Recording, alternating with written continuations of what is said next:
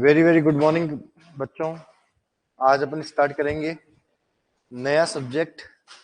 Subject है कौन सा?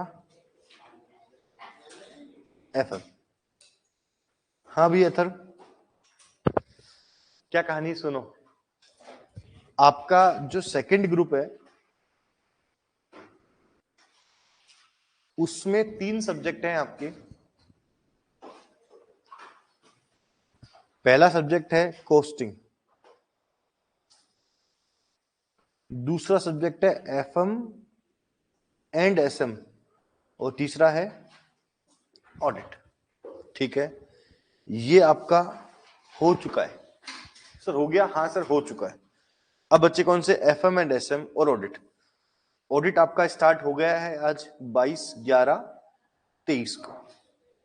सर एफएम एसएम क्या बीमारी है कि आपके ग्रुप 2 में एफएम और एसएम दोनों मिलाकर कितने कितने मार्क्स के आएंगे? 50 मार्क्स का ये आएगा और 50 मार्क्स का ये आएगा। ये पूरा सिस्टम है। छवि आईसीआई वालों ने आपकी इतनी अच्छी सुनी है, मैं क्या बताऊं। पहले सब्जेक्ट होते थे एफएम एंड इको, एक सब्जेक्ट होता था EIS and SM.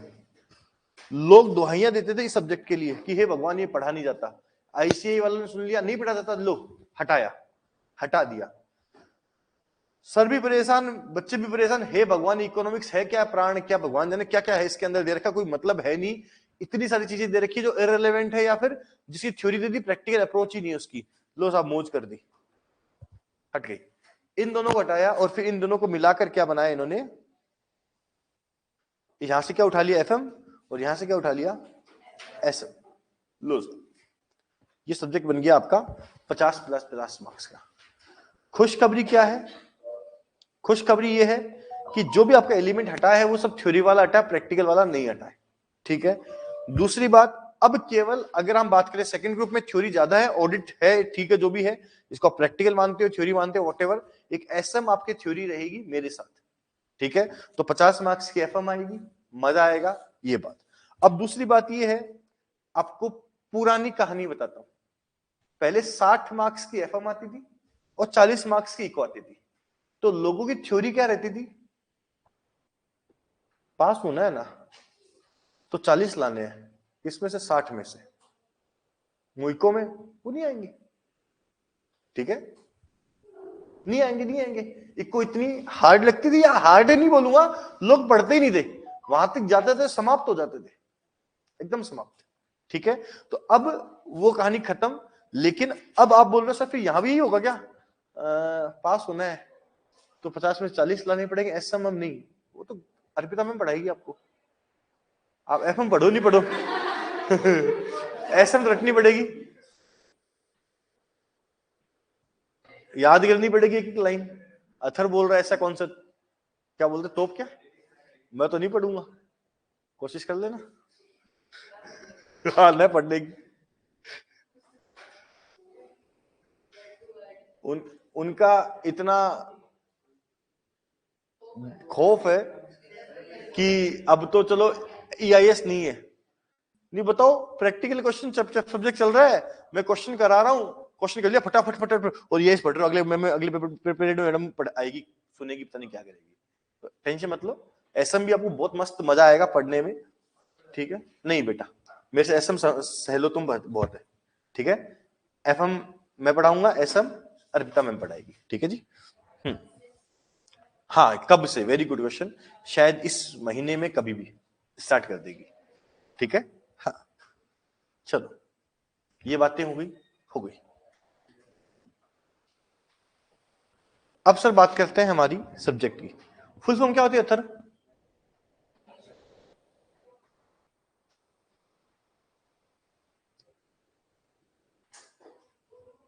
Financial management. ठीक है, मैं थोड़ा सा इस सब्जेक्ट को कुछ और बोलता हूं। मैं पता क्या बोलता हूं इसको? Future management, pure future management. आप बोल रहे हो सर ऐसा क्यों? कुछ सिद्धांत आपको बताता हूं। मुझे अगर 50,000 रुपए महीना कमाना है नॉर्मली, तो मेरे को अकाउंट्स आनी चाहिए। मुझे लाख 1.25 लाख रुपए महीना कमाना है, कॉस्टिंग का नॉलेज होना चाहिए, सफिशिएंट है। अपने को 2 लाख 3 लाख 5 लाख रुपए महीने के कमाने हैं, तो मेरे को टैक्स आनी चाहिए। मेरे को 5 करोड़ रुपए महीने के कमाने हैं, तो मुझे ये सब्जेक्ट आना चाहिए।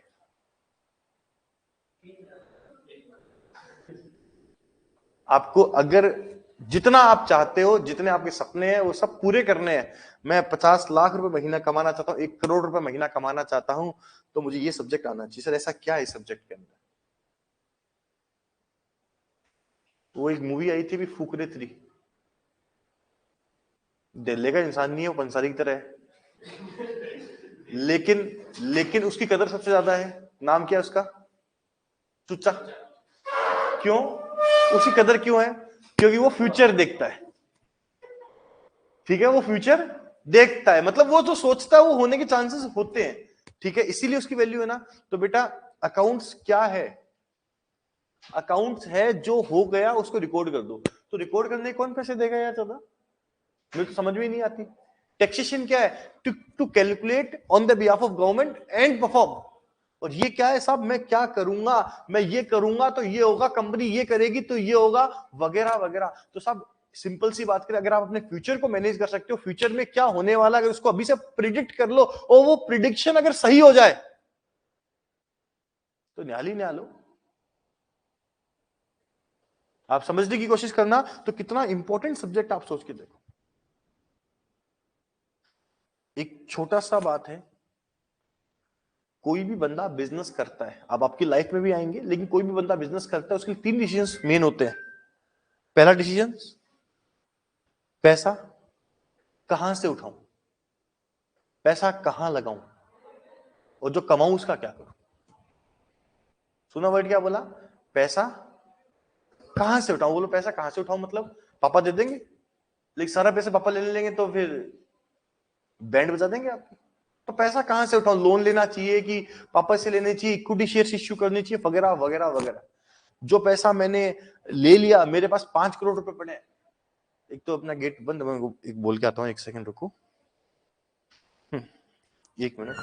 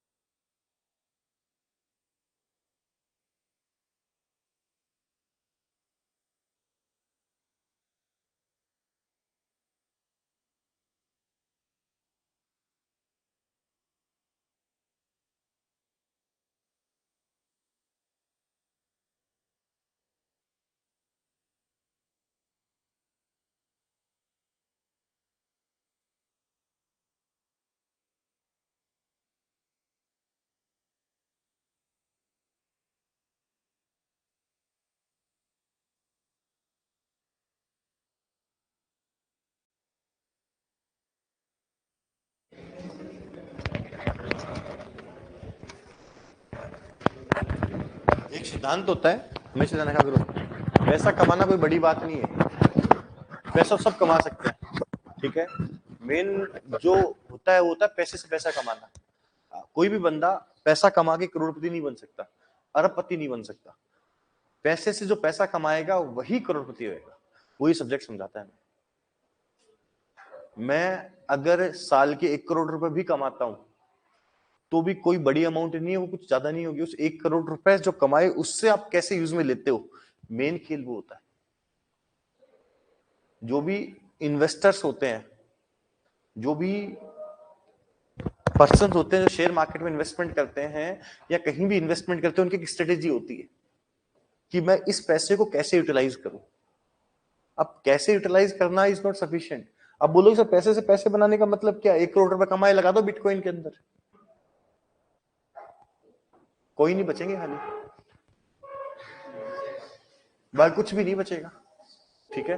तो सर फिर एफडी करा दो, एफडी करा दो तो वही गिनते रहना, 6% एफडी से मिलेगा, इन्फ्लेशन लग रही है 12%, कर लो क्या करोगे। तो मेन सब्जेक्ट होता है कि हम, हमारे पास जो भी पैसा है उसका हम क्या करें। एक छोटा सा मैं बिजनेस, एक चीज पूछता हूं, क्या नाम है तेरा, पंसारी बेटा, जब सीए पूरी हो जाएगी क्या करेगा, ठीक है। आप में से बिजनेस कौन सा करेगा सीए बनने के बाद? कोई सा भी नहीं करेगा, तुम में से सब नौकरी वाले ही हो क्या है जलान साहब? प्रैक्टिस करेंगे, ठीक है। एक छोटा सा क्वेश्चन पूछता हूँ, प्रैक्टिस किस चीज की करो? ये क्या भारी क्वेश्चन पूछ लिया। प्रैक्टिस भी कई चीज की होती है, हाँ होती है,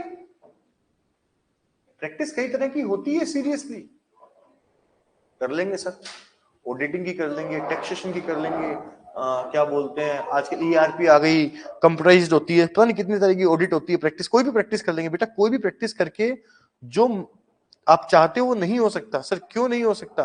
क्योंकि हमारे पास नंबर ऑफ ऑप्शंस होते हैं, अब हमें उसमें से सेलेक्ट करना होता है, हम क्या सेलेक्ट करते हैं।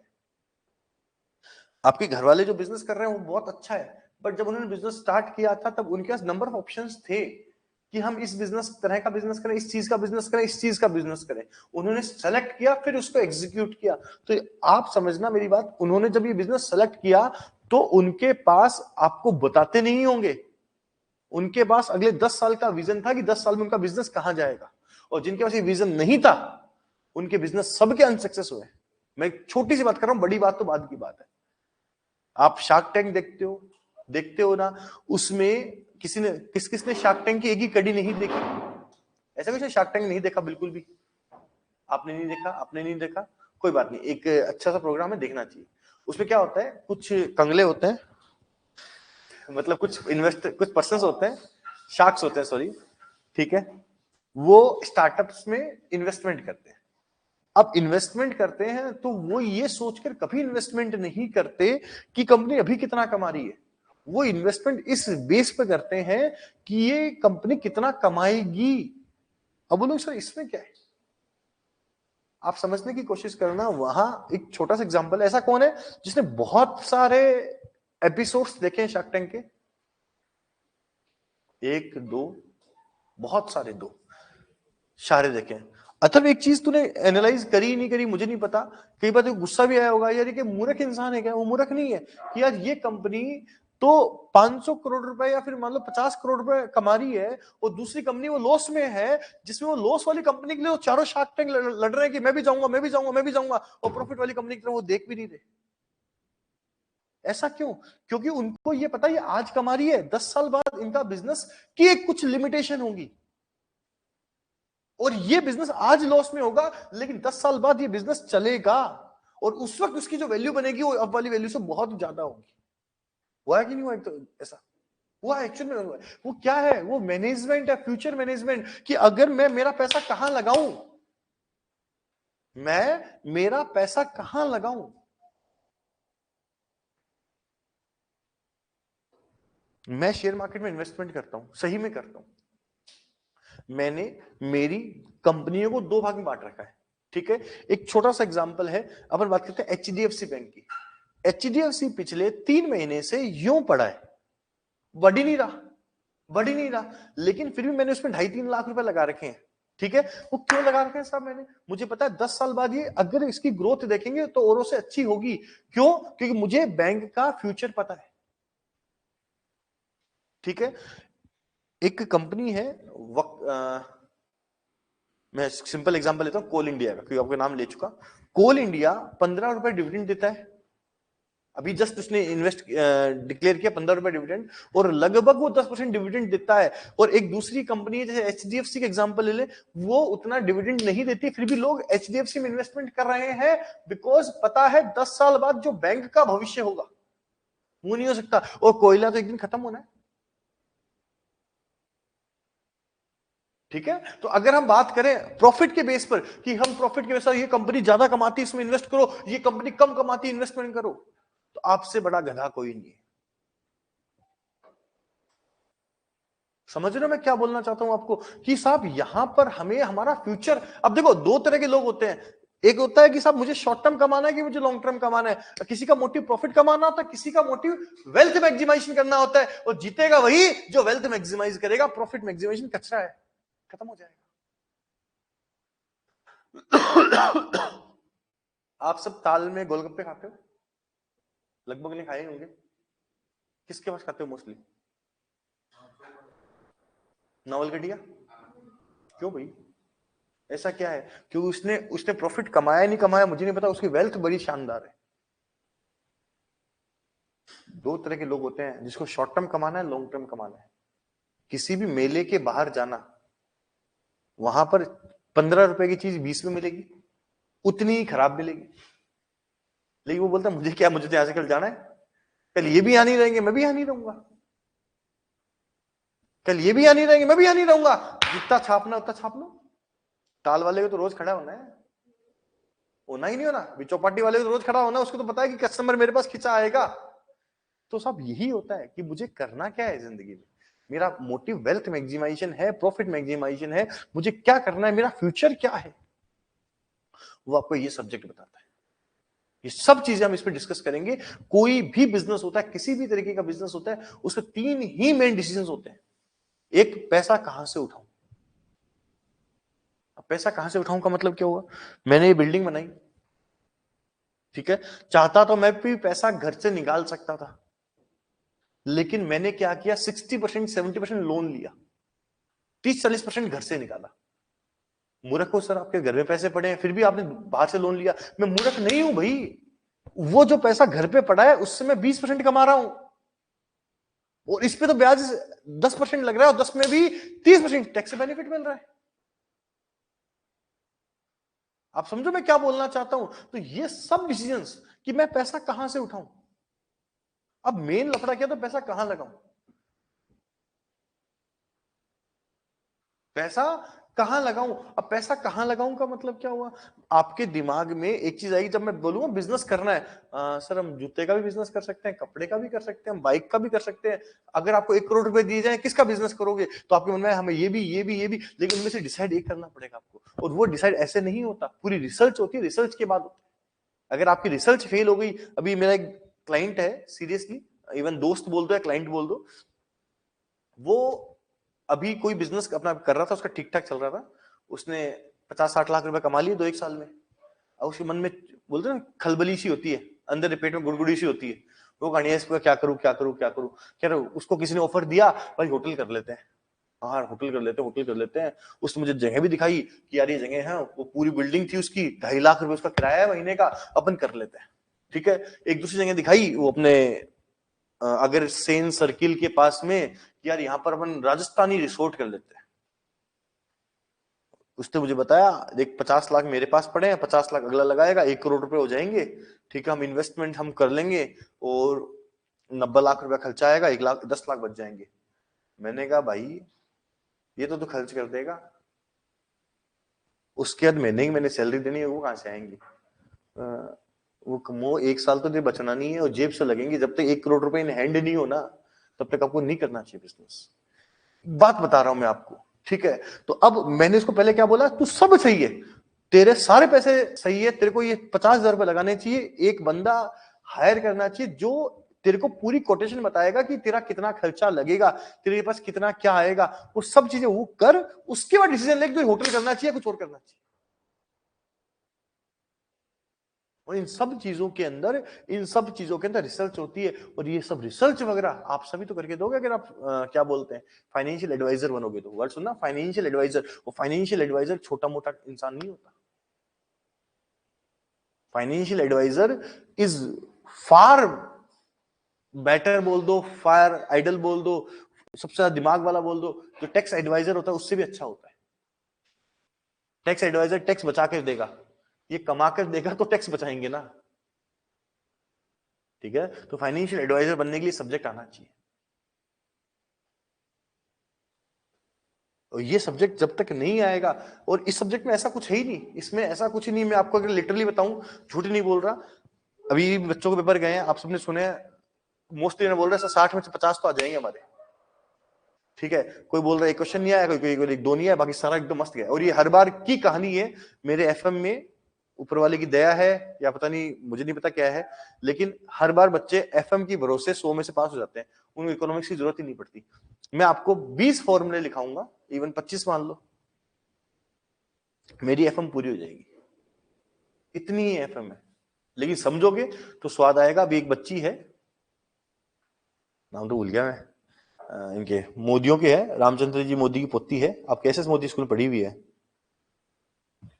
नाम भूल गया इसका, मैं क्या नाम था उसको, मैंने अभी 5 दिन के अंदर 5 दिन के अंदर पूरी एफएम करा के फ्री किया है उसको, 2.5 घंटे पढ़ाकर।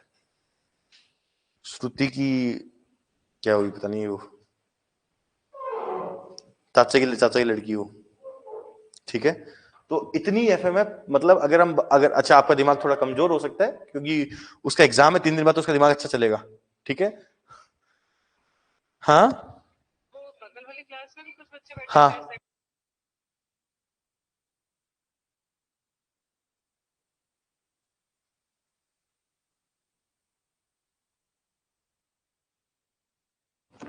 इतनी एफएम है सीरियसली, अगर फॉर्मूले याद करने, और ऑब्वियसली हम लास्ट में भी काम आएंगे, लेकिन चीज को समझो क्या पता दिमाग में रहे चीज। ठीक है ना, तो हमें कहां से पैसा उठाना चाहिए। कोई भी बंदा जब बिजनेस स्टार्ट करता है ना, और अगर वो बिजनेस ऐसा है जहां रिस्क बहुत ज्यादा है, बहुत एक्सट्रीम रिस्क है, मेरे को कोशिश करनी चाहिए मैं दुनिया से पैसे उधार न लूं, चुकाने में दिक्कत आएगी। जस्ट लाइक स्टार्टअप्स में, इसीलिए स्टार्टअप्स में लोग बैंक के पास न जाकर इन्वेस्टर के पास जाते हैं। क्यों भाई? क्योंकि इन्वेस्टर के पास उनको कमाने पर देने पड़ते हैं, अदरवाइज गुड़ गोबर। लेकिन जो वेल स्टेब्लिश बिजनेस है उसके अंदर पार्टनर बनाने का क्या फायदा? अगर आपके पास पैसा है, आपको बैंक पैसे उधार दे सकती है, शिव जैसे स्टाफ बैठ सकता है वहां काम करने के लिए, तो मैं क्यों जाऊं? क्यों फालतू में एक पार्टनर बनाऊं? शिव मेरे को 30,000 में आदमी मिल जाएगा, ठीक है, बैंक मेरे को 8% ब्याज दे देगा, ठीक है, तो फिर मैं क्यों क्यों फालतू में इसको पार्टनर बनाऊं? हाँ, अब सुना मेरी बात, आराम समझो, मुझे 1 करोड़ रुपए चाहिए, मुझे शिव बोल रहा भाई 1 करोड़ रुपए ले। अब इससे 1 करोड़ रुपए किस तरीके से लूं? ये मुझे बोलता है ब्याज के रूप में ले लो या पार्टनर बना लो। मुझे लगता है वेल एस्टेब्लिश बिजनेस है भाई, इसका ऐसे पार्टनर क्या करूंगा, ले 1 करोड़ रुपए 10 साल में दे दूंगा, 5 साल में दे दूंगा, तू तेरे घर पे प्रॉफिट ही प्रॉफिट, प्रॉफिट ही प्रॉफिट, पैसा ही पैसा। लेकिन एक बिजनेस ऐसा हो, अनसर्टेन हो, ये तो खड़ा हो जाएगा, ले ब्याज दे, पार्टनर बनाओ ना, इसको क्या दिक्कत है? तो ये सब डिसीजंस आपको लेने पड़ते हैं। आप इतनी सी बात से समझ लो कि अगर ये डिसीजन गलत होता है तो नोटबंदी जैसे डिसीजन को धब्बा बोल दिया जाता है। सीरियसली बहुत बड़ा डिसीजन था वो, और सक्सेस होता है तो 370 की और राम मंदिर की बढ़ाई मिलती है। 370 बहुत बड़ा डिसीजन था, इतनी बढ़ाई मिली। अगर वही डिसीजन, ये सब चीजें हमें सोचनी पड़ती है, फिर उसको एग्जीक्यूट किया जाता है। अगर अनसक्सेस हो जाता है, कुछ दंगे वगैरह कुछ हो जाते, तो उससे गलत डिसीजन नहीं बोला जाता। तो आप सोच के देख लो, मतलब इतनी सी बात बोल दी, एक डिसीजन पे आपकी सरकार इधर या इधर। नोटबंदी इतना शानदार डिसीजन था, आप इमेजिन नहीं कर सकते। हालांकि थोड़ा वो सक्सेस हुआ है, थोड़ा। आज अभी मैं कहीं पढ़ रहा था, India is the first country, कहीं तो अथर फर्स्ट बोल रहा हूं, फर्स्ट कंट्री जिसने यूपीआई लॉन्च किया। बहुत बड़ी बात है, यूपीआई लॉन्च करना, ये जो फोन पे ये जो फिडका चला है ना, बहुत बड़ी बात है। ठीक है, तो ये किसकी देन है? नोटबंदी की देन है। ठीक है, लेकिन अपन जाए, जितना उसका इंपैक्ट होना था उतना नहीं हुआ, क्योंकि नरेंद्र मोदी एंड उनकी टीम ने, ऐसा तो है नहीं इमीडिएटली हम बोलते ना रात को सपना आया सुबह डिसीजन ले लिया, ऐसे नहीं लिया जाता। पूरी रिसर्च की जाती है, पूरा एक एक चीज एग्जामिन की जाती है, क्या क्या इश्यूज आएंगे उनको देखा जाता है और फिर डिसीजन लिया जाता है। लेकिन कई बार हमारी रिसर्च कमजोर पड़ जाती है, कई बार हमारी रिसर्च कमजोर पड़ जाती है, और जो अगर हमारी रिसर्च कमजोर पड़ गई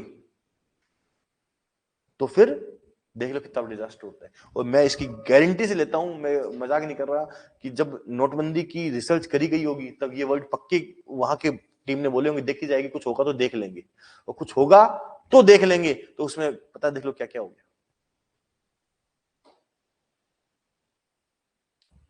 आप समझना मैं क्या बोलना चाहता हूं, कितनी बड़ी बात है।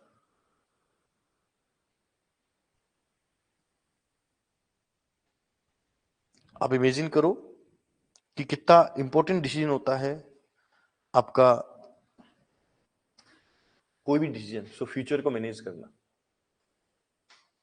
कोई भी कंपनी जब कोई भी प्रोजेक्ट स्टार्ट करती है, अभी एचडीएफसी बैंक का मर्जर हुआ, ऐसे एक मिनट में थोड़ी हो गया। क्या कोई घर की तो बना मिला लेते हैं या फिर हटा देंगे? नहीं साहब, पूरी रिसर्च हुई है, बाकायदा डायरेक्टर्स तक रिपोर्ट पहुंची है, और ये रिपोर्ट डायरेक्टर्स को, शेयर होल्डर को पहुंचानी पड़ती है कि साहब हमें क्या क्या फायदे होंगे, क्या क्या नुकसान होंगे। बहुत से एनालिस्ट ने बोला है कि बहुत गलत डिसीजन है एचडीएफसी बैंक का मर्जर। क्यों गलत डिसीजन है? आपकी ग्रोथ की एक लिमिटेशन होती है। शायद एचडीएफसी आज के दिन में वर्ल्ड की 4th लार्जेस्ट बैंक बन चुकी है, वर्ल्ड की। हाँ, ठीक है। अब मैं ये वर्ड सुनना मेरी बात, फायदा होगा नुकसान भी होगा, सब उतना बड़ा मैनेजमेंट चाहिए। पिछले 4 महीने से जिस वक्त मर्जर का डिसीजन आया ना, उस वक्त आपका शेयर शायद, मतलब अभी कुछ दिन पहले 10% तक भाग गया था, 1500 1700 तक पहुंच गया था, वापस वो 1400 पे आ गया अचानक इमीडिएटली। क्यों? क्योंकि उसके इमीडिएट जो बेनिफिट्स है वो नहीं दिखे उनको, फ्यूचर में क्या होगा क्या नहीं होगा। तो ये सब चीजें हमें ये सब्जेक्ट बताता है, हर चीज हमें सब्जेक्ट बताता है। मैं तो आपको कह रहा हूँ ना, 50 फॉर्मुले लिखाऊंगा मेरा काम हो गया, इतना ही है सब्जेक्ट लिटरली। हाँ, हाँ इतना ही है, 50 फॉर्मुले लिखाऊंगा, और फॉर्मुले भी हम समझ के लिखेंगे, ऐसे नहीं लिखेंगे। ठीक है, लेकिन उसके अलावा इसमें समझने लायक इतनी चीजें हैं जिसकी हद नहीं है। चाहे आप एज ए इन्वेस्टर बात करो, ठीक है, एज ए कंपनी बात करो, एज ए कैसे भी बात करो। एक कंपनी वक्रांगे, वक्रांगे,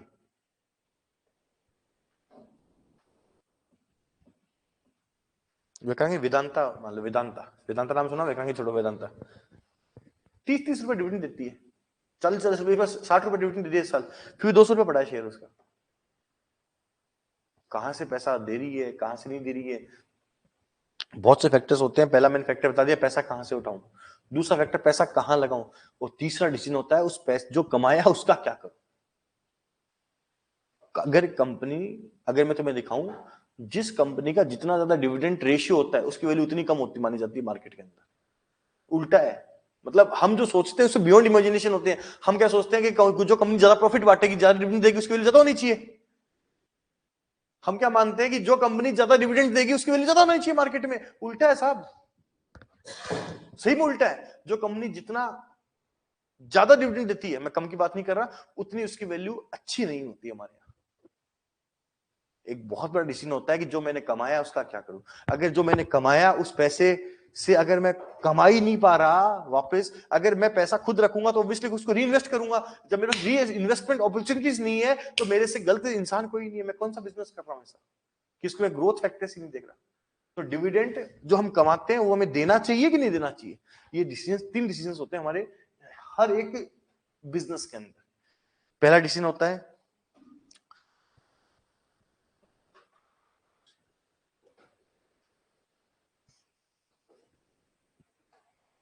फाइनेंसिंग डिसीजन,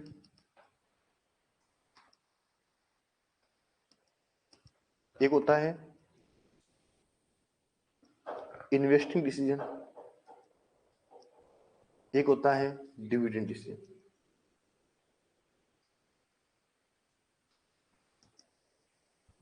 ठीक है, जो फाइनेंसिंग डिसीजन होता है ये हम पढ़ेंगे, एक चैप्टर का नाम है, उसका नाम है कॉस्ट ऑफ कैपिटल।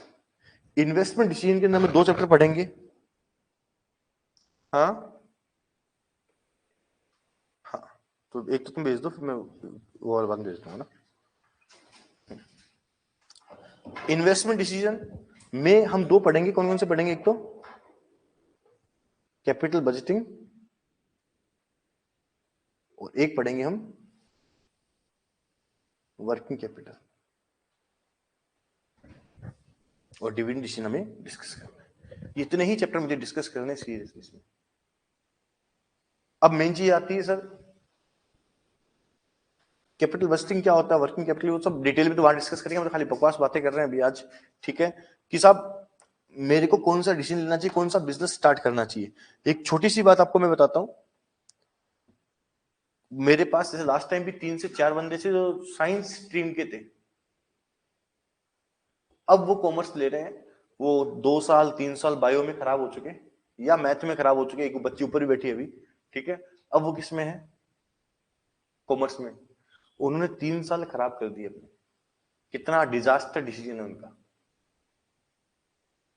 कितना डिजास्टर डिसीजन। उनकी सीए हो जाएगी होने को तो, लेकिन ये हमारा इन्वेस्टमेंट डिसीजन, आपके 12th के बाद मैं क्या करूं, इवन सबसे पहला डिसीजन आता है 10th के बाद क्या करूं, वो सब इन्वेस्टमेंट डिसीजन ही तो, और क्या है। साइंस क्या बोलते हैं आपकी, कॉमर्स और ये आर्ट्स। ठीक है, हमारे विपिन सर आज ही बोलते हैं, यार मैं उस वक्त साइंस नहीं लेके कॉमर्स ले लेता तो जितनी मैंने मेहनत वहां करी उसकी मैं यहाँ 20% मेहनत कर देता, मैं भी कुछ बन जाता। अब वो बोलते रहते हैं, वो बोलने दो, कितना बड़ा डिसीजन था उनका, कभी कोई समझाने वाला ही नहीं था उस वक्त। ठीक है ना, तो आप क्या डिसीजन लेते हो उस पर आपका फ्यूचर डिपेंड करता है। ठीक है, तो ये हम पढ़ेंगे, आराम से स्टार्ट करते हैं। पहले लिखो, in this book we will discuss following chapters. In this book, in this book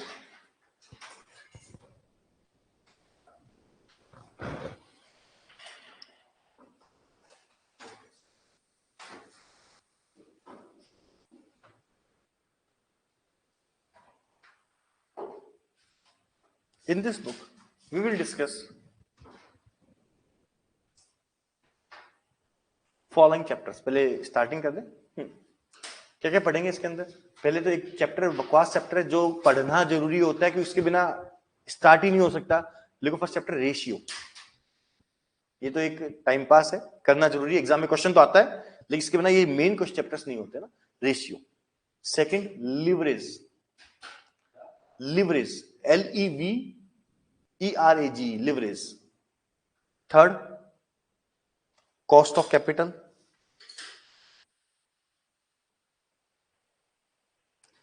fourth investment decision, इसमें आप इसको कैपिटल बस्टिंग इन्वेस्टमेंट डिसीजन बोल दे की बात है, investment decision.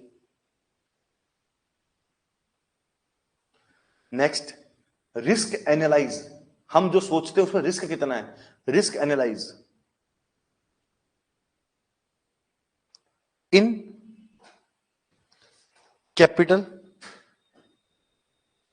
Bursting,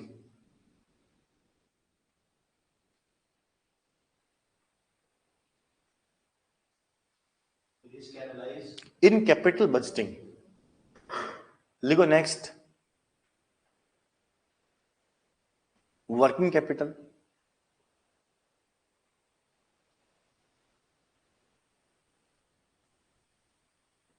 next dividend decision,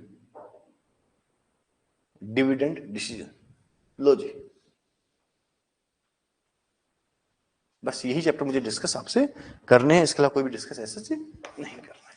ठीक है जी, स्टार्ट करते हैं। ये एक चैप्टर है पहला, ये पहला चैप्टर हम खत्म करते हैं, उसके बाद हर एक चीज की कहानी बड़े शानदार तरीके से पढ़ेंगे। ठीक है, लिखो first chapter ratio, ratio analyse, ratio analyse.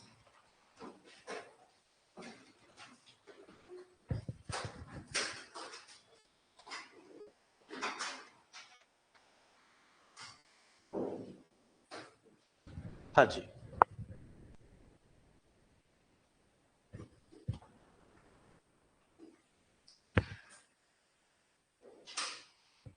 हाँ भी पंसारी जी, सिंपल सा क्वेश्चन है, रेशियो क्या होता है और क्यों कैलकुलेट किया जाता है। मुझे दूसरे वाले आंसर से ज्यादा इंटरेस्ट होगा। दो चीजों को कंपेयर करने के लिए रेशियो निकाला जाता है, क्यों कैलकुलेट किया जाता है।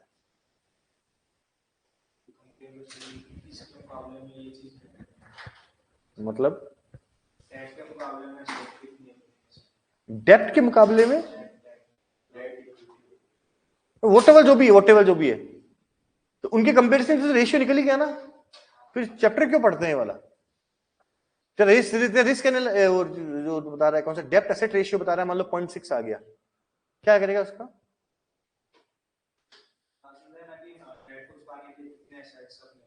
वो तो वैसे देख के पता चल जाएगी, 5 लाख है 10 लाख है। रेशियो क्यों कैलकुलेट किए जाते हैं।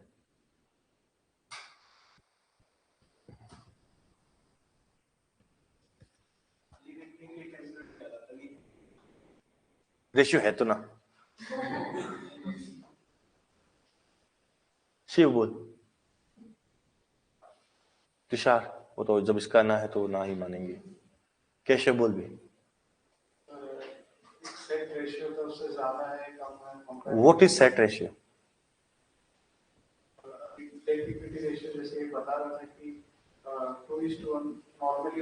मतलब गीता में लिखा होगा कि 2:1 इज ए नॉर्मल, या कुरान में लिखा होगा, कहाँ लिखा हुआ है।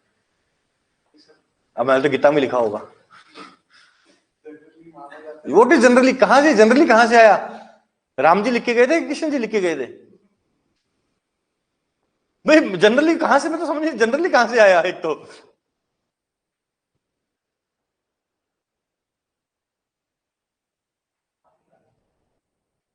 बोला sir,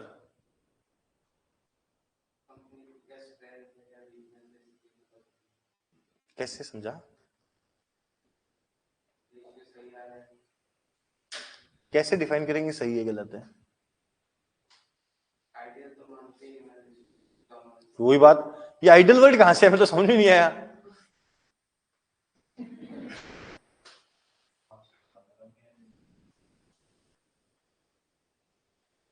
What is ideal ratio? Who calculate ideal ratio? Please give the name of writer. Who write all ideal ratios?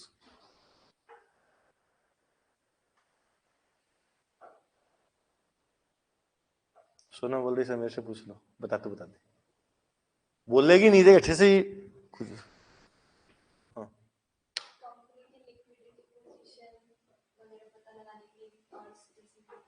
कोई भी एग्जांपल देख समझा। तो अच्छा बोले, वो तेरी अच्छा वो बोलते ना। जैसे कि करंट एसेट वगैरह उन सब का मतलब अपन रेशियो निकालते हैं, फिर अगर कोई दूसरी कंपनी भी अपन को उससे भी कंपेयर। चल आगे मैं तेरी बात करता हूँ। ये तेरे को पता है current ratio is equal to CA upon CL, ठीक है। Current assets upon CL। Current assets में क्या क्या आता है आपका, स्टॉक, डेटर, कैश, नॉर्मली ये आता है। करंट लायबिलिटी में क्या आता है, क्रेडिटर आता है। तो अगर तेरा ये 50 लाख रुपए है और ये तेरा कितना है 20 लाख रुपए है, तो कितना आया, ये आएगा। रेशियो सही है कि गलत है, अच्छा है कि बुरा है।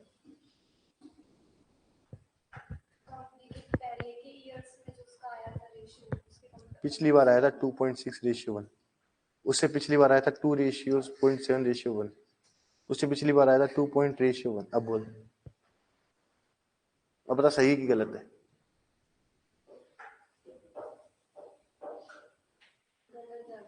क्यों गलत है, बेटा एग्जैक्ट तो हो ही नहीं सकता कभी। रेशियो क्यों कैलकुलेट किया जाता है,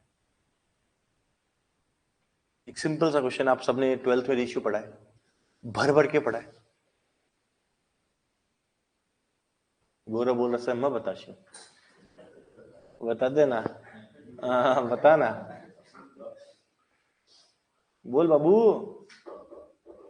अरे आप सबको आंसर आता है, बोल क्यों नहीं रहे? मुझे तो समझ में नहीं आ रहा। सही बात आपको आंसर। छवि बोल रही है सर मैं भी ट्राई कर लूं, कर ले।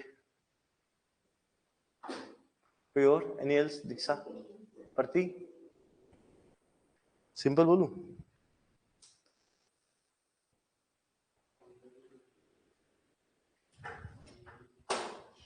पता है सर मेरे को कंपेयर करने के लिए। अब बोले सर कंपेयर करने के लिए आराम से नहीं, फिर कुछ और बात हुई होगी। हाँ, अब कंपेयर करने के लिए, लेकिन कंपैरिजन भी किसका? देख, दो तूने जो बोला था, हाँ याद आ गया मेरे को, दो एलिमेंट को हम आइडेंटिफाई करके उनका कैलकुलेशन करते हैं तो उससे रेशियो निकलता है, लेकिन वो रेशियो क्या काम आएगा? वो रेशियो भी कंपेयर करने काम आता है। आप समझना मेरी बात, हम आप आइडल पे बाद में आएंगे। एक समझना मेरी बात, एक जालान साहब है, एक कौन है? यश बाबू है, ठीक है। जालान साहब साल के, मैंने क्या एक और जो लगाऊंगा, चलो 50 लाख रुपए कमाते हैं, ठीक है। और यश बाबू कमाते हैं साल के 3 लाख रुपए। बताओ कौन सी कंपनी अच्छी है?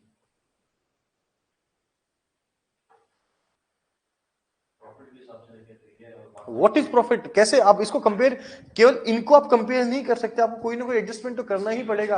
आप समझ, एग्जैक्ट आपको देखना पड़ेगा। लेट सपोज कि 50 लाख रुपए इसने कमाए, ठीक है, कौन अच्छा कमा रहा, कौन अच्छी ग्रोथ पे, 50 लाख रुपए कमाए, लेकिन इसके लिए इसने 100 करोड़ रुपए लगा दिए, और इसने 5 लाख रुपए लगाकर 3 लाख रुपए कमा लिए। 60% से कमाता है, जीपी किसका अच्छा है? एग्जैक्ट। तो ये तो आपने बताया मेरे को पंसारी, लेकिन इसके बाद इसका कंपैरिजन भी तो करूं इससे, तभी तो डिसीजन लेगा। मतलब it help to take decision, to compare and take decision. उसके बिना कुछ हो ही नहीं सकता। अपन छोटी सी बात करते हैं, बताना मेरे को कौन सी कंपनी अच्छी है?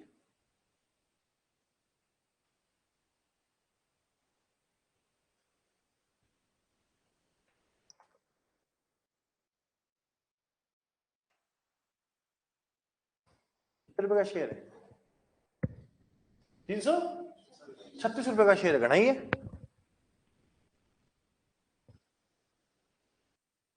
जेके टायर क्या बेचती होगी? टायर बेचती होगी या? और एमआरएफ?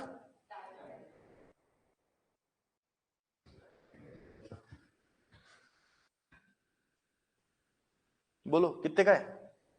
कौन सी कंपनी अच्छी हुई? मौसम, एमआरएफ अच्छी हुई? वैसे यही तो मैं बोल रहा हूं, वैसे नहीं देख सकते ना आप इनको कंपेयर कर। फिर तो लोग सिर्फ एमआरएफ में इन्वेस्टमेंट करेंगे, जेके टायर में इन्वेस्टमेंट कौन करेगा? नहीं भाई, आप केवल इसके बेस पे डिसीजन नहीं ले सकते, ठीक है।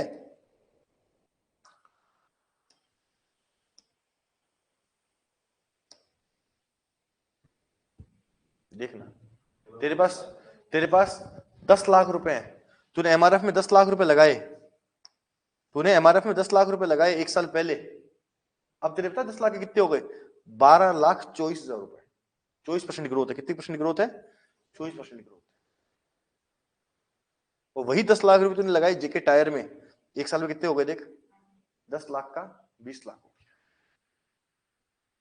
तेरे पास तो पैसा लिमिटेड है भाई, हर इंसान, मुकेश अंबानी के पास भी पैसा लिमिटेड है, वो कहां लगाए? आप समझने की कोशिश करना। इसीलिए रेशियोज की जरूरत पड़ी, ताकि वो चीज कंपेयर हो सके। आप केवल अमाउंट देखकर, जब मौसम का मन बहक गया अभी, नहीं यार एमआरएफ 1,10,000 की company, wow what A company, नहीं भाई, खाली ये वर्ड आपको डिसीजन लेने में हेल्पफुल नहीं हो सकते कभी भी। समझ रहे हो मैं क्या बोल रहा हूं? ये चीज आपको समझनी पड़ेगी, ठीक है। इसीलिए अब रेशियोज निकलते हैं। अब वो आइडल रेशियो वाली बात करते हैं। वो आइडल रेशियो क्या होता है? एक्चुअली इंडस्ट्री के रेशियो आइडल रेशियो बोलते हैं। हर एक इंडस्ट्री मतलब होता है एक तरह की कंपनियों के जोड़ को एक इंडस्ट्री बोलते हैं, ठीक है। रियल एस्टेट इंडस्ट्री हो गई, ऑटोमोबाइल इंडस्ट्री हो गई, एफएमसीजी इंडस्ट्री हो गई। जब मैं एफएमसीजी का बात करूंगा तो मैं रेशियोज की बात करूंगा, आईटीसी की, एचयूएल की, ब्रिटानिया की, ठीक है, नेस्ले की। मैं उस वक्त अशोक लीलैंड, मारुति सुजुकी को नहीं कंसिडर कर सकता, वो अलग इंडस्ट्री की होगी और दोनों का रेशियो सेम नहीं हो सकता। आप समझो मेरी बात। हाँ भाई, तो मारुति खाएगा क्या जलान बिस्कुट के ऊपर रखकर? नहीं खा सकता ना। तो वही चीज मैं बोल रहा हूं आपको। तो आइडल पता है क्या होता है? आइडल होता है कोई भी एक इंडस्ट्री का रेशियो से आइडल बोलते हैं। अब वो कहां से आता है? मैंने यही तो बात ही कर रहे थे बेटा, वो सभी कंपनियों का एवरेज लेकर एक रेशियो निकलता है, उसे आइडल रेशियो बोलते हैं। यहां से आइडल रेशियो आता है। समझ में क्या बोल रहा हूं? हर कंपनी का सबका एवरेज ले लिया, उनका एवरेज करके एक रेट आती है, उसे हम बोलते हैं कि ये होना चाहिए लगभग। क्योंकि 2.5 का 2.6 हो जाएगा तो गुना नहीं हो जाएगा बेटा। फॉसिल हो 2.6 हो गया, ज्यादा है, लटका दो। नहीं लटका सकते, ठीक है, इतना चलता है, ठीक है। दूसरी बात, जरूरी नहीं कि अगर आपकी कंपनी का जो करंट रेशियो है वो आ रहा है 2 और आपकी इंडस्ट्री का रेशियो आ रहा है 3, तो आप बोलोगे सर फिर तो आप गड़बड़ करो। क्यों भाई, क्या जरूरी है? हो सकता, अच्छा गड़बड़ हो भी सकती है, नहीं भी हो सकती है, लेकिन एक उस वक्त हमें ये देखना पड़ सकता है कि इसका करंट रेशियो क्यों आ रहा है इतना कम। मतलब ये पैसा इसने क्या बोलते हैं एसेट्स को कंप्लीट करने के लिए लगा रखा, उसने इन्वेस्टमेंट नहीं कर रखा, वॉटेवर कोई भी रीजन हो सकता है। लेकिन पहले हम बात कर रहे हैं रेशियोज हम कैलकुलेट क्यों करते हैं। रेशियोज इसलिए कैलकुलेट किए जाते हैं ताकि कंपैरिजन हो सके। अब ये कंपैरिजन किसी भी तरीके से हो सकता है, जेन्युइन कंपैरिजन होना चाहिए। जेन्युइन कंपैरिजन होना चाहिए। क्या होना चाहिए? जेन्युइन कंपैरिजन होना चाहिए। चलो अथर्व, 12th में कितने परसेंट आए? 98, वेरी गुड। और फाउंडेशन में कितने परसेंट आए? 78। पढ़ाई नहीं करता है तू? अरे बिल्कुल ही नहीं पढ़ा फाउंडेशन में, वो बात थोड़ी होती है सर। और इंटर में कितने आ जाएंगे? 98% आ जाएंगे। फाइनल में, सी फाइनल में 98 कि 99% लाएगा? 99 नहीं लाया तो हम मानेंगे तूने पढ़ाई नहीं। वो बोले सर पागल बातें मत करो। क्या बोले? पागल बातें मत करो। आज तक ही किसी के 80 नहीं आए, मैं 99 कहां से आ जाएंगे? तो कंपैरिजन किस चीज का होता है? दो सेम एलिमेंट का होता है। हेमलता बेटी बेचारी के शायद दूसरी क्लास में 100% नंबर आए थे, इसमें 94 ही आए, पढ़ी नहीं ना, 6% फेल। क्या परसेंटेज 100 से 94 पे आ गई? आप समझना मेरी बात, ठीक है। तो कंपैरिजन किस चीज का होता है? कोई भी दो सेम एलिमेंट का कंपैरिजन होता है। रेशियोज दो चीजों से निकलता है और फिर उसको हम कंपेयर करते हैं टू टेक द डिसीजन, ठीक है। अब इसमें खूब सारी चीजें हमें कंसिडर करनी पड़ती है और धीरे धीरे चीज समझते जाएंगे। बात समझ में आनी चाहिए। देखो इसका पी रेशियो 27 है, होता क्या वो बाद में बात करेंगे। उसका पी रेशियो कितना? 14 है, ठीक है। तो अब ये पी रेशियो एक दो चीजों का कंपेयर करके आंसर आ गया, दो चीजों का कंपेयर करके फिर हम उसके बेस पे डिसीजन ले सकते हैं। अभी होता क्या है पी मुझे भी नहीं पता, आपको भी नहीं पता, समय आएगा तब देख लेंगे, ठीक है जी। लिखे, लिखो पहले मीनिंग, लिखो meaning. Ratio means to compare, ratio means to compare the values of company, the values of company, the values, compare the variables, compare the variables of company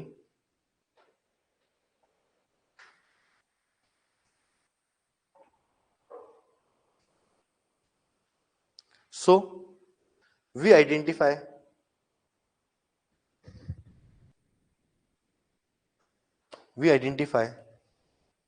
a element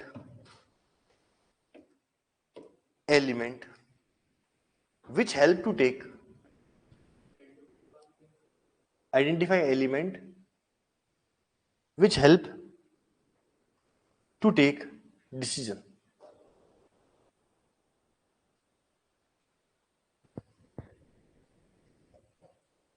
ठीक है। लिखो नेक्स्ट लाइन में, before understanding ratios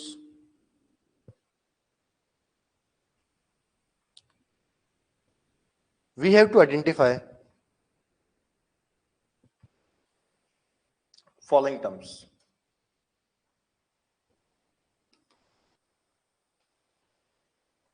चलो, ratios हम बाद में calculate करेंगे, ratios हम बाद में कैलकुलेट करेंगे। पहले कुछ बकवास है वो लिख लेते हैं। ये बकवास आपके रेशियोज वगैरह कैलकुलेट करने में काम आएगा। जब आप रेशियो आपने 12th में पढ़ा था तो सर डेप्थ का मतलब तो ये होता था, इसका मतलब तो ये होता था, तो मैं सबके मतलब लिखा दूं। पहले बार करंट एसेट्स का मतलब क्या होता है, करंट लायबिलिटी का मतलब क्या होता है, वगैरह वगैरह। फिर हम रेशियो सीधे सीधे लिखाते रहेंगे, दिक्कत नहीं आएगी। दूसरी बात,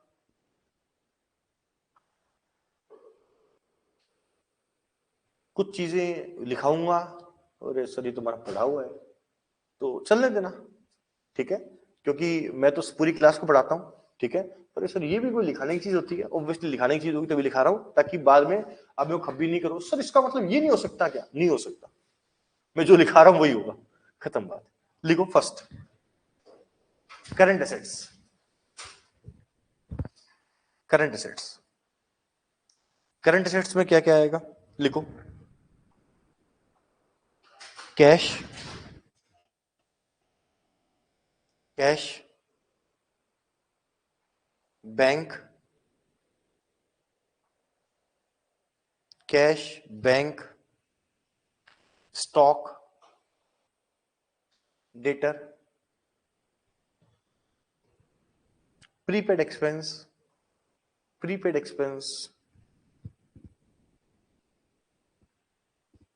बी आर, कोई भी वर्ड समझ में नहीं है तो बोल देना भाई, B R, accrued income,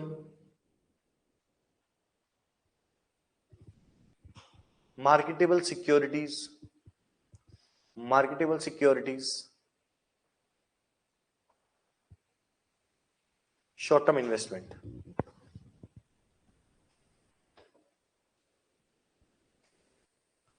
short term investment. चलो जी,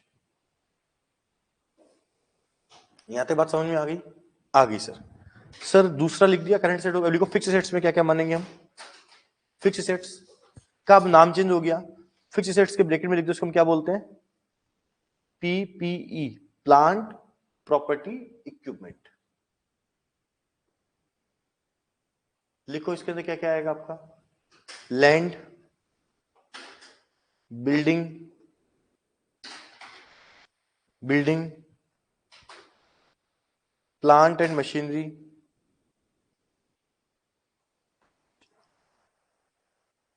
मशीनरी, फर्नीचर,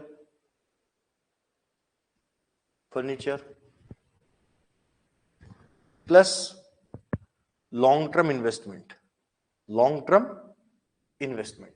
आप पूरा लिखोगे भी मेरे साथ है ना, लॉन्ग टर्म इन्वेस्टमेंट। लो जी, बात समझ में आ गई सर। लिखो तीसरा इंटेंजिबल एसेट। अब मुझे पता है आपको सब चीजें पता है, लेकिन लिख लो ताकि कोई तकलीफ आए।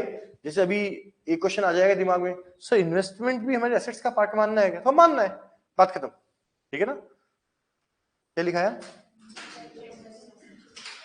इंटेंजिबल एसेट्स, इसमें क्या क्या आएगा, लिखो गुडविल, गुडविल, पेटेंट, ट्रेडमार्क,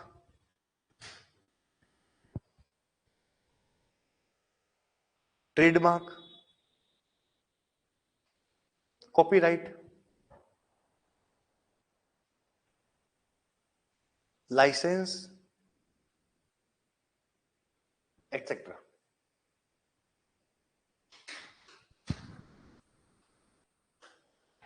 तीन चीजें लिखा दी मैंने, लिखो next current liability.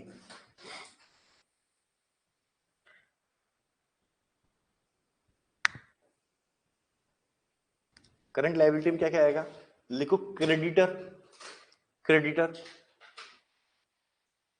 Comma, BP, BP, bank overdraft, bank overdraft, outstanding expense, outstanding expense, comma, word सुना, बड़ा प्यारा वर्ड है, अनअर्न इनकम। रवि बता सकता है अनअर्न इनकम क्या होती है? जो हमें मिल गई बट अभी तक हमने कमाई नहीं, उसे अनअर्न इनकम बोलते हैं, एक्सेट्रा। बैलेंस शीट में कौन कौन से एलिमेंट होते हैं? करंट एसेट्स होता है, फिक्स एसेट्स होता है, इंटेंजिबल एसेट्स होता है। ये तीन चीजें हो गई। अब लायबिलिटी साइड में करंट एसेट लायबिलिटी हो गई एक, लिखो लॉन्ग टर्म लायबिलिटी, इसको हम क्या बोलते हैं? लिख लो ब्रैकेट में, non current liabilities.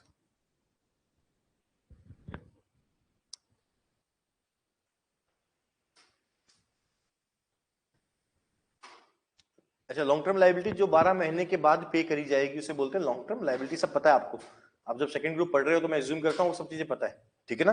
Long term liability में क्या क्या आता है? लिखो डिबेंचर,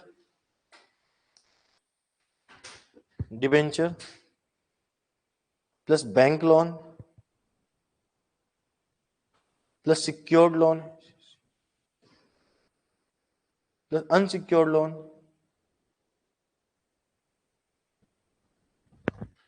प्लस बॉन्ड एटसेट्रा। चलो जी, यहां तक बात समझ में आ गई। अब क्या बचा? खाली शेयर होल्डर फंड। उसमें एक चीज लिख लो पहले, रिजर्व एंड सरप्लस में क्या क्या आता है? रिजर्व एंड सरप्लस में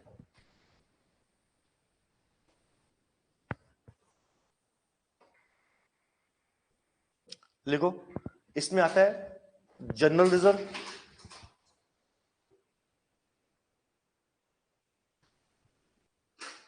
profit and loss, capital reserve,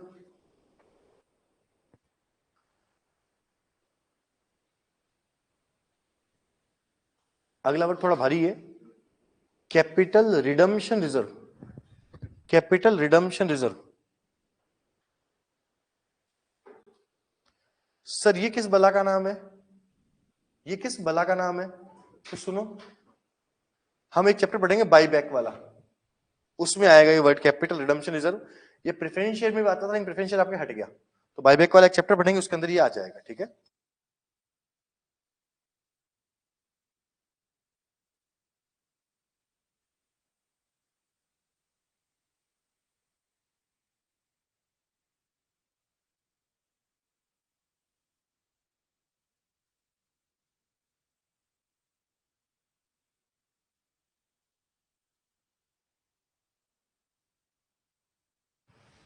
CRR हो गया, लिखो revaluation reserve, revaluation reserve, security premium etcetera. आप फुल फॉर्म लिख लेना भाई।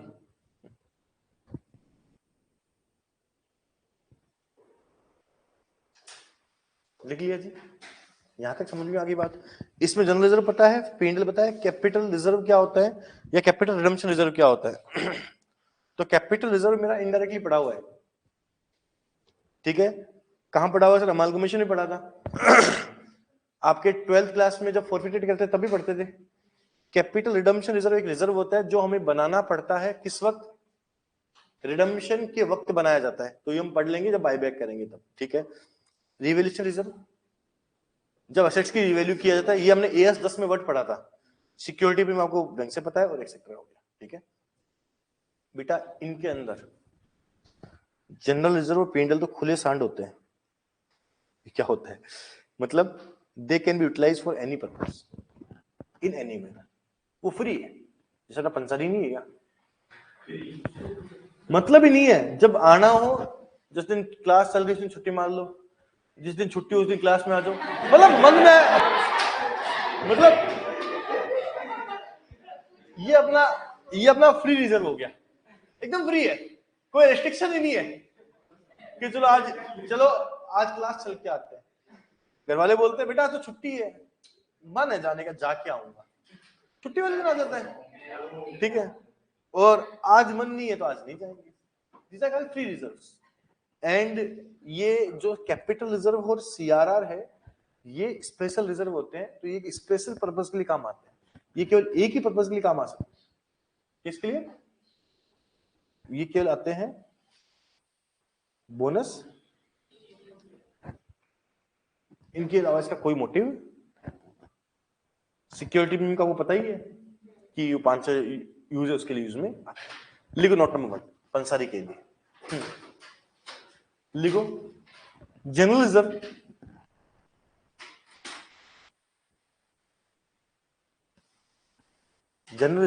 And P&L are free reserve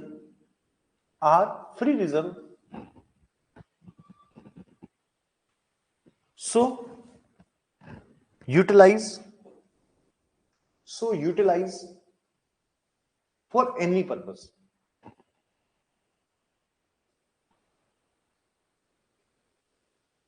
ठीक है जी। Note number 2 capital reserve and capital redemption reserve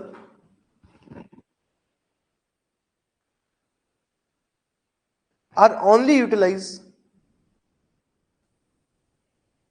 utilized for issue of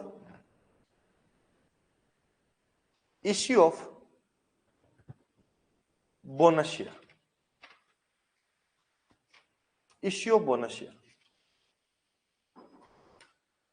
लो जी, आई थिंक बात समझ में आ गई, कोई दिक्कत नहीं होनी चाहिए। क्या मेरी लायबिलिटी साइड पूरी हो गई क्या? बाकी है, क्या बाकी है? लिखो शेयर कैपिटल। लिखो नेक्स्ट शेयर कैपिटल।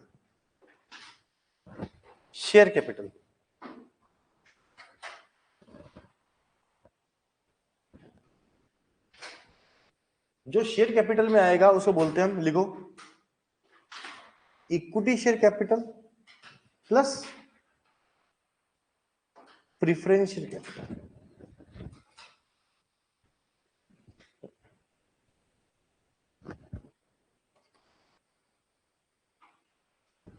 ठीक है जी। एक प्यारी सी बैलेंस शीट बनाने की कोशिश करते हैं, आराम से देखना। अपन पहले हॉरिजॉन्टली बना लेते हैं, टाइम कम बचेगा, टाइम ज्यादा बचेगा। ठीक है। इक्विटी शेयर कैपिटल कितना है? 5 लाख। प्रेफरेंस शेयर कैपिटल है 3 लाख। जनरल रिजर्व है 2 लाख। P&L है 1 लाख। डिबेंचर है 2,50,000। क्रेडिटर है 1 लाख। बीपी हो गई, मतलब बीपी है 50,000। कितना हो गया? 10, 11, 12, 13, 14, 15 लाख। वाओ, वाटे 15 लाख। चलो नालायक हो तुम। 3 लाख प्लांट।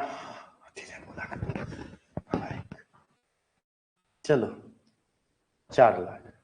और क्या बच गया इसके अंदर? रुक जा यार, सीधा कैश। आए धन और कोई काम ही नहीं है। 2 मिनट रुक जा। हाँ गुड। हाँ ये सही बोला छोरा, लेकिन टी लिखेंगे नहीं इसको। डेटर 3 लाख। स्टॉक तो जाएगा 250। BR 150 और बचा हुआ कैश। क्या बचा? 1 लाख। बोलो हाँ या ना। ओके, मेरा क्वेश्चन क्या है सुनना।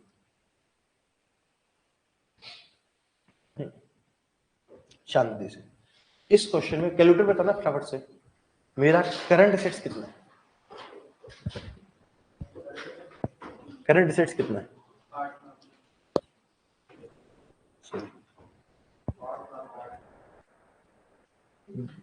8 लाख। ठीक है। मेरी फिक्स एसेट्स कितनी है? ओके ना, एकदम सिंपल। ठीक है, मेरी करंट लायबिलिटी कितनी है? करंट लायबिलिटी ना गोरा पल्ले पड़ रहा है ना? मेरी लॉन्ग टर्म लायबिलिटी कितनी है?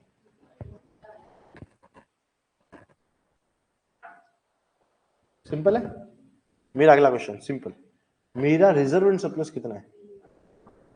और मेरी शेयर कैपिटल कितनी है? मैंने जो कराया वो समझ में नहीं आया तो बोलो। आया?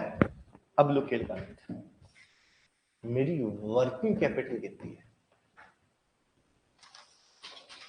पहले तो वर्किंग कैपिटल होती क्या है?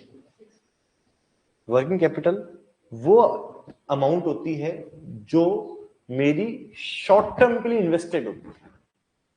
वर्ड सुनना, शॉर्ट टर्म के लिए मेरा कितना इन्वेस्टमेंट है? अब बोलो शॉर्ट टर्म के लिए तो 8 लाख इन्वेस्टेड है ना? नहीं सर, शॉर्ट टर्म के 8 लाख इन्वेस्टेड है, लेकिन उसके बदले मेरे को 1.5 लाख की उधार भी तो मिल गई। तो मेरा अगला फॉर्मूला क्या होएगा? वर्किंग कैपिटल का। देखो अब मैं फॉर्मूला लिख नहीं रहा, फॉर्मूला को समझने की कोशिश कर रहा हूं। मैं आपको रेशियो पूरा करा दूंगा। 2-3 फॉर्मूलों को तो मैं बोल नहीं सकता, देखो सही बात है, उसके लिए एक एक फॉर्मूला आपको समझ में आएगा बना क्यों। ठीक है ना, सीधी सी बात ये। वर्किंग कैपिटल मतलब 8 लाख रुपए मेरे शॉर्ट टर्म के इन्वेस्टेड है, लेकिन उसके बदले उधार भी तो मिल गई। तो मेरा कितने रुपए शॉर्ट टर्म के लिए इन्वेस्टेड है? तो वर्किंग कैपिटल फॉर्मूला क्या हो गया? सीए माइनस, लिख लो, CA minus C, current assets minus current liability.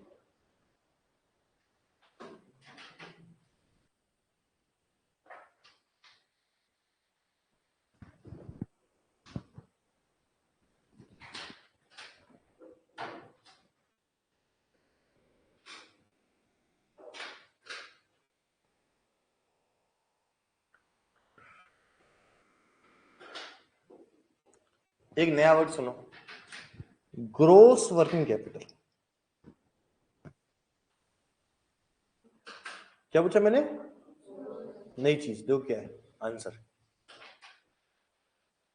Gross working capital is equal to current assets, is equal to current assets.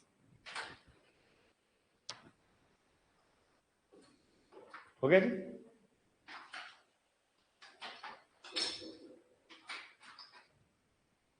ठीक है, कोई तकलीफ नहीं है यहां तक? चले आगे, चलो सर यहां तक ओके है? ओके, थोड़ा सा आनंद और ले, यहां तक समझ में आ गया? लिखो टोटल एसेट्स का मतलब क्या होता होगा? 15 लाख ना? Total assets is equal to, लिखो fixed assets plus current assets.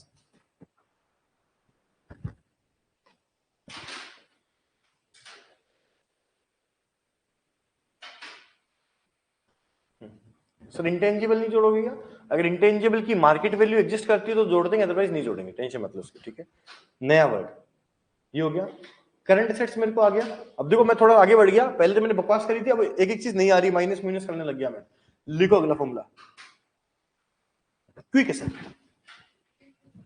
Quick asset, हाँ भाई बता बंसारी, क्विक एसेट।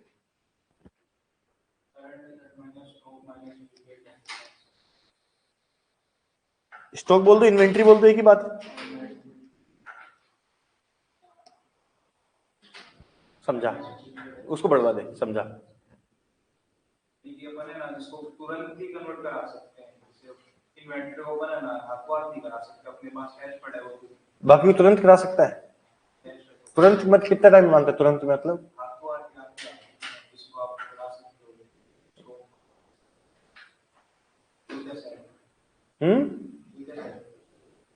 मतलब जो जिनको तुमने बोल रखा भाई 1 साल बाद पेमेंट कर देना उधार, या 8 महीने बाद पेमेंट कर देना, वो फिर वो भी हटना चाहिए, वो भी तुरंत थोड़ी आएगा, 8 महीने बाद आएगा।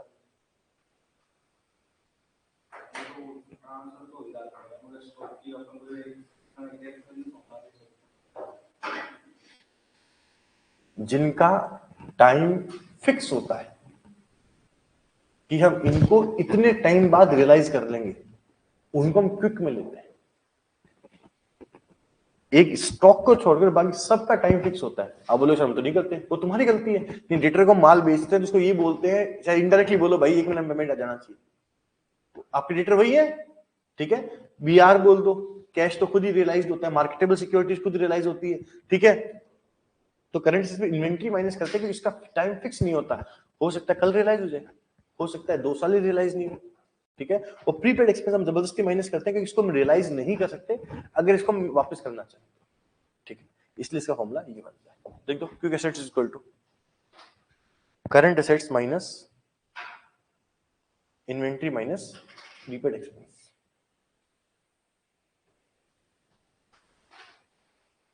ठीक है, लिखो quick ratio is also known as, लिखो quick ratio is also known as, quick ratio is also known as